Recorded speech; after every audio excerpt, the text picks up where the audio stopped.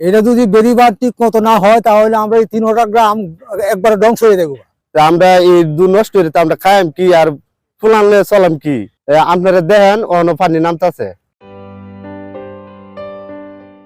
কিশোরগঞ্জের করিমগঞ্জে প্রয়াগবিল এলাকার কৃষকরা এখন মহাবিপদে।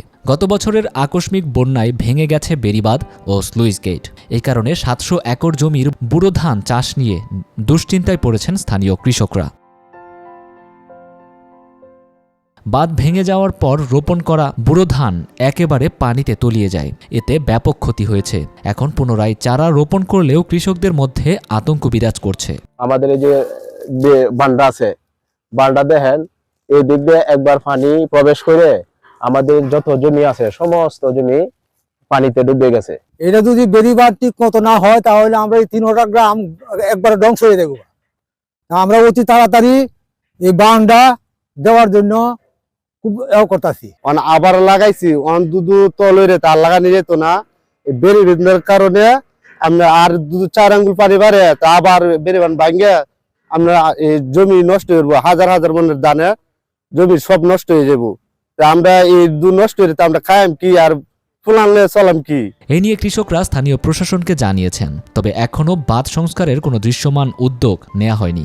ঊর্ধ্বতম কর্মকর্তার কাছে এবং টিউনু মহোদয়ের কাছে, থানা ইঞ্জিনিয়ার এবং জেলা ইঞ্জিনিয়ার কাছে আমরা বারবার স্মারকলিপি দিয়েছি এই বেড়িবাঁধ বান্ধার জন্য, কিন্তু কোনো কাজ হয় নাই। এলাকার মানুষ অতি দরিদ্র, আমরা যে কিছু টাকা তুলে বেড়িবাঁধ দিব এটা আমাদের পক্ষে সম্ভব না। আপনারা দেখেন এই বেড়িবাঁধ ভাঙ্গাতে একবার আমাদের জমিগুলা সমস্ত জমিগুলা কিন্তু খেয়ে ফেলেছে। প্রয়াগবিলের 4 গ্রামের কৃষকদের জীবন এই ফসলের ওপর নির্ভরশীল। দ্রুত বাঁধ সংস্কার করা না হলে তাদের একমাত্র জীবিকা অনিশ্চিত হয়ে পড়বে। দ্রুত যথাযথ ব্যবস্থা নেওয়ার কথাও জানিয়েছেন এই কর্মকর্তা। এই বাঁধটা অরক্ষিত থাকার ফলে এটা একটা হুমকি অবস্থায় আছে। যে কোনো সময় নদীর পানি বৃদ্ধি পেয়ে ওই জমিগুলো নষ্ট হয়ে যেতে পারে।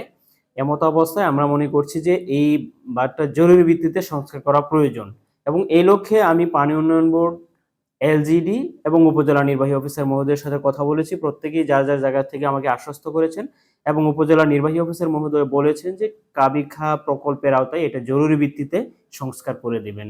তো আমিও আমার জায়গা থেকে প্রত্যাশা করব দ্রুত এই বাঁধটা সংস্কারের প্রয়োজন। ফার্দার বন্যায় যাতে কৃষক ক্ষতিগ্রস্ত না হয় সেই লক্ষ্যে আমরা দ্রুততার সাথে চেষ্টা করতেছি যে প্রাক্কলনটা অনুমোদন হয়ে গেলে আগামী বছরের পূর্বেই আমরা কাজটা সমাপ্ত করতে পারব। এখন সময়ই বলে দেবে প্রশাসনের আশ্বাস কত দ্রুত বাস্তবে পরিণত হবে, নতুবা প্রয়াগবিলের কৃষকদের ভবিষ্যৎ আরও সংকটে পড়বে।